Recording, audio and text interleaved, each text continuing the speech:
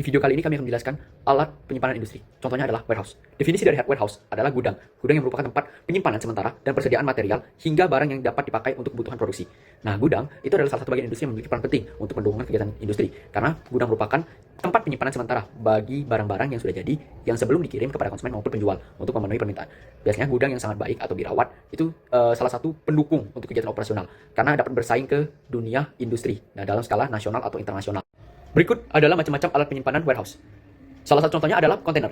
Kontainer atau peti kemas adalah salah satu kemasan yang dirancang khusus dengan ukuran yang tertentu dan dapat digunakan berulang kali. Dipergunakan untuk menyimpan dan sekaligus mengangkut muatan yang ada dalamnya. Nah, kebanyakan dari kontainer atau peti kemas kita banyak temukan di tempat yang terbuka. Sementara warehouse yang ada peti kemasnya itu skala internasional atau di luar negeri.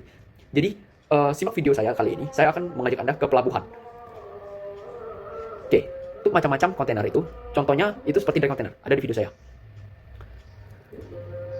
Baik, untuk river itu digunakan untuk barang-barang yang mudah rusak. Contohnya itu seperti makanan segar, sayuran. Jadi kebetulan karena kontainer ini di tempat yang terbuka, bukan di warehouse. Tetapi jika kontainer itu di dalam warehouse, dia berarti membutuhkan tempat yang lebih besar. Karena tempatnya terbuka, jadi dan ini salah satu tempat yang bisa saya ambil untuk mereview atau memperkenalkan alat penyimpanan yang berupa kontainer. Yang secara spesifik itu dry container. Bisa dilihat untuk barang-barang penyimpanan itu biasanya untuk sebuah pabrik atau bisa makanan-makanan. Jadi kontainer itu mengangkut sebuah pasokan makanan, material, ataupun alat-alat yang akan digunakan untuk skala pabrik. Dan cara pengangkutannya pun unik. Tidak begitu juga, ada alat kendaraan transportasi yang digunakan untuk mengangkut kontainer tersebut ke sebuah kapal. Jadi ini salah satu tempat penyimpanan untuk sebuah warehouse atau material dan alat-alat yang akan digunakan untuk sebuah skala pabrik. Para kru atau pekerja itu bakal mengambil setiap barang satu persatu dan dimasukkan ke dalam truk. Truk ini akan didistribusikan ke tempat-tempat lain, biasa seperti pabrik. Nah, untuk berikutnya, kontainer ini yang salah satu kontainer yaitu dry container. Kenapa aku bilang dry container? Karena fungsi salah satunya untuk menyimpan barang-barang yang sangat kering. Nah, barang-barang kering itu dia biasanya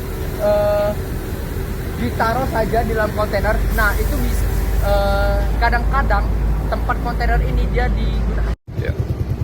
Baik, di sini saya akan menjelaskan tempat atau alat penyimpanan untuk untuk alat-alat atau bisa bilang material-material. Jadi di sini ada kontainer. Nah, kalau kontainer ini dia itu biasanya ada dalam warehouse. Tetapi kali ini saya ada berada di pelabuhan Palembang Kontainer Terminal. Jadi bisa dilihat secara langsung kontainer ini biasanya berisi bahan-bahan, material, alat-alat. Nah, dan juga untuk kontainer ini sendiri dia itu terbuat dari besi atau baja. Nah, besi baja ini yang bisa melindungi alat-alat dan material yang terdapat di dalam kontainer tersebut. Jadi untuk alat pengangkutannya nanti kita bisa langsung cek di sebelah. Baiklah, di sini saya akan menyebutkan prinsip kerja yang ada pada alat penyimpanan warehouse. Yang pertama itu kontainer. Dalam kontainer itu terbagi dari beberapa macam. Yang pertama yaitu dry container. Adapun prinsip kerja yang dimiliki oleh dry container itu adalah sebagai wadah tertutup untuk melindungi muatan kering dari cuaca dan kerusakan. Dan yang kedua ada raven. Raven itu prinsip kerja yang dimilikinya yaitu sebagai wadah pendingin untuk mengangkut barang yang membutuhkan suhu terkendali, misalnya buah, sayur, ataupun daging, atau juga bisa obat-obatan. Yang ketiga itu ada flat rack container. Prinsip kerja yang dimilikinya itu bisa menjadi platform terbuka untuk muatan besar ataupun tidak standar. Juga bisa dilipat saat kosong untuk menghemat ruang. Selanjutnya yang keempat ada kontainer cisterna. Prinsip kerja yang dimilikinya yaitu berfungsi sebagai tangki standar untuk mengangkut cairan, gas atau bahan kimia dalam jumlah besar. Adapun alat penyimpanan kedua yaitu cold storage warehouse. Prinsip kerja yang dimilikinya bisa menghilangkan panas dari ruangan penyimpan melalui siklus refrigerasi. Adapun bisa menjaga suhu rendah dan stabil agar produk tetap awet. Juga bisa mengukur kelembapan serta udara untuk mencegah kerusakan yang dimiliki oleh produk. Yang ketiga itu ada pallet truck warehouse, yaitu prinsip kerja yang dimilikinya bisa menyimpan barang di atas palet yang ditata dalam rak bertingkat, memanfaatkan ruangan vertikal sehingga kapasitas gudang lebih efisien. Juga bisa mengikuti metode penyimpanan FIFO. Adapun alat penyimpanan kedua yaitu cold storage warehouse. Prinsip kerja yang dimilikinya bisa menghilangkan panas dari ruangan penyimpan melalui siklus refrigerasi. Adapun bisa menjaga suhu rendah dan stabil agar produk tetap awet. Juga bisa mengukur kelembapan serta udara untuk mencegah kerusakan yang dimiliki oleh produk. Yang ketiga itu ada pallet truck warehouse, yaitu prinsip kerja yang dimilikinya bisa menyimpan barang di atas palet yang ditata dalam rak bertingkat, memanfaatkan ruangan vertikal sehingga kapasitas gudang lebih efisien. Mungkin itu saja yang dapat saya sampaikan mengenai prinsip kerja yang ada pada alat penyimpanan warehouse. Nah, selanjutnya itu ada aplikasi penggunaan dan contoh barang-barang pada alat penyimpanan di warehouse. Yang pertama, itu ada dry container, yang dimana dry container ini biasanya dipakai di pelabuhan, distribusi logistik, terus juga atau warehouse umum yang untuk menyimpan barang-barang kering. Contoh-contohnya itu ada elektronik, pakaian, mesin, dan juga spare part kendaraan. Okay, inside the coaster. Coaster is plus minus 58 meters long, and I think about 8.5 meters high. Nah, selanjutnya itu ada post storage house. Di mana post itu ada ikan beku di pabrik perikanan, ada daging daging dan juga ada vaksin di industri farmasi. Yang terakhir ada yang ke-9, itu ada pallet truck warehouse. Nah, pallet truck warehouse ini itu dipakai hampir di semua warehouse di industri untuk penyimpanan barang. Contohnya itu ada fast moving consumer goods. Nah, seperti minuman botol, barang kimia, gudang atau palet, dan juga spare part. Yang ketiga itu ada flat truck container. Nah, flat truck container ini itu ideal untuk barang-barang berat yang berukuran besar atau yang tidak muat di konter biasanya. Nah, contoh-contoh yang ada di flat truck container itu biasanya ada forklift, alat berat konstruksi, dan juga pipa baja.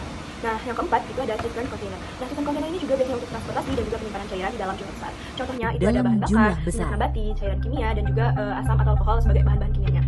Nah, lebih dari 20.000 ton drum baja diproduksi di Amerika setiap tahun.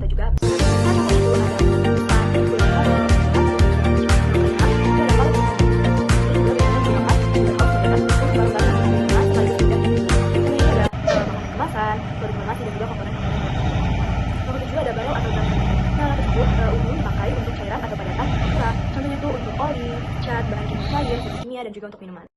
Halo semuanya, kenalin nama saya Nadia Ana Tanjung dengan NIM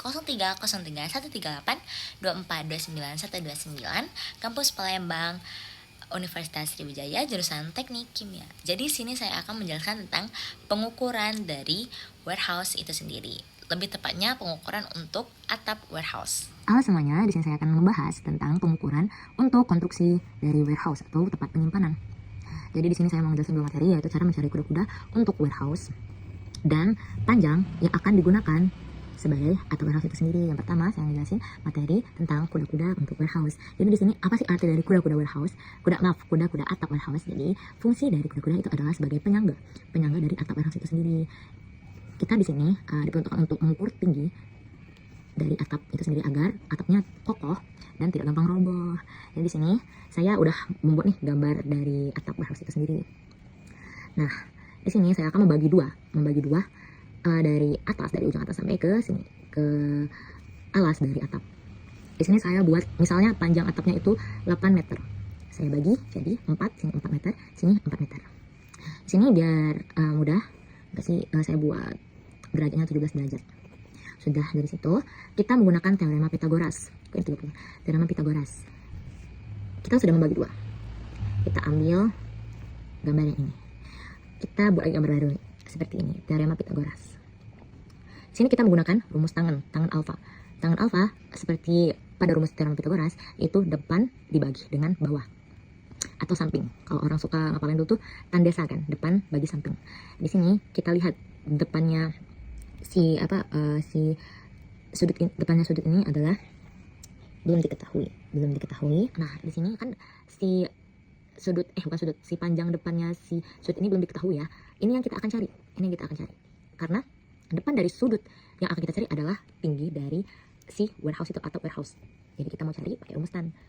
Dan derajat sudah diketahui yaitu 17, dan 17 derajat sama dengan depan yang mau kita cari dibagi bawah. Bawah kita pakai 4, boleh dibagi 2 jadi 4. Tinggal penyelesaian.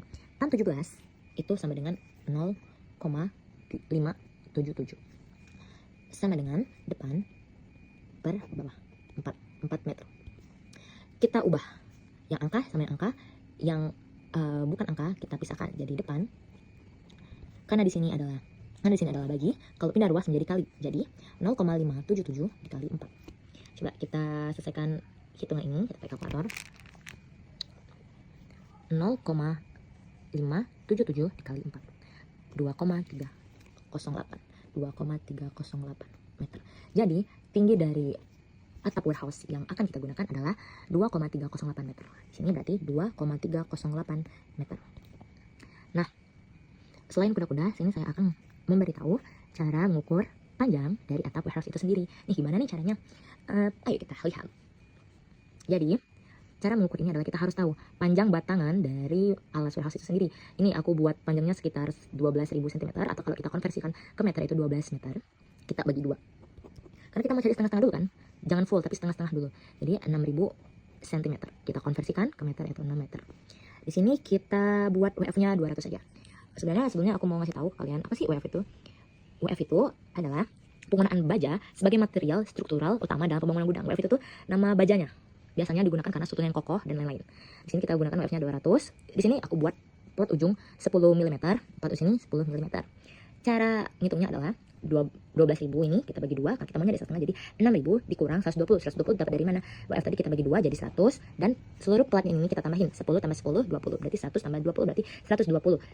Si tadi yang udah dibagi tadi udah dibagi 6.000 dikurangi sama 120 yang udah kita cari tadi. Hasilnya adalah 5.880. 5.880 kita bagiin cos 17. Kenapa pakai cos? Karena kita mau tahu tingkat kemiringan dari si atap ini. Tadi udah dikasih tahu ya degree-nya atau derajatnya 17. Tadi kita pakai 17, ini kita pakai juga 17, cos 17. Jadi hasilnya 61,48. Jadi panjang dari sini ke sini adalah 61,48.